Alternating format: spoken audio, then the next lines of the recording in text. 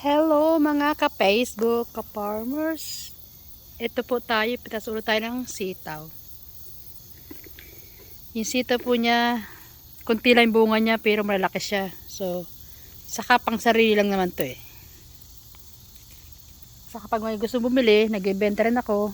Pero karamihan, pang sarili lang po. Saka po itong saluyot. Yung saluyot po niya, ang lalaki. Kasi umulan po 2 araw, kaya ayan po ang lalaki niya. So, pwede po na po siyang harvestin uli. Tapos pag na-harvest ko na po, hihimayin ko siya at ibibenta ko uli. So para magkapera uli. At saka may maliliit pa pong tumutubo. Ayan po yung maliliit na tumutubo. So nagdamo po ako. So tumutubo siya. So sa pinagdamuhan.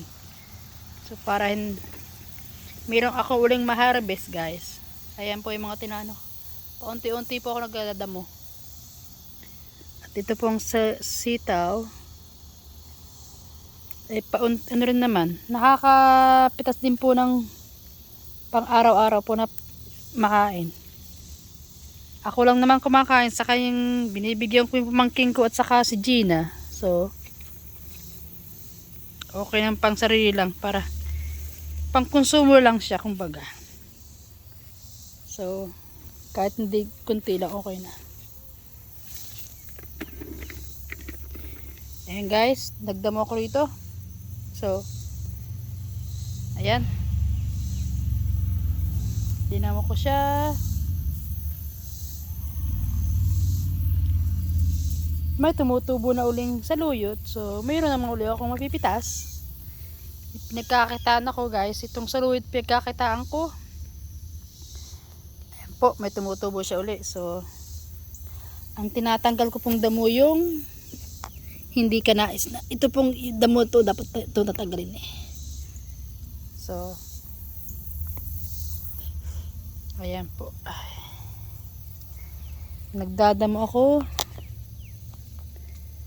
Paunti-unti. Ayan po yung okra. So, ayan po yung mga saluyot po yan. Ayan, nakakalaki po sila pagka walang ganang damo. So, malulusog po sila. Ayan po. At yan po ang aking okra. Mamipitas naman na po uli akong okra. Ayan, nakalumaki na iba oh. So, natutuwa lang po ako sa aking gulayan. At marami ako na-harvest. Ito po ang likuran ko, jungle po. Pero ito po ang pinagkakitaan ko ng pera kada every 2 weeks po, nakakasandaan ako rito, $100. So, okay po yan, pagkakitaan.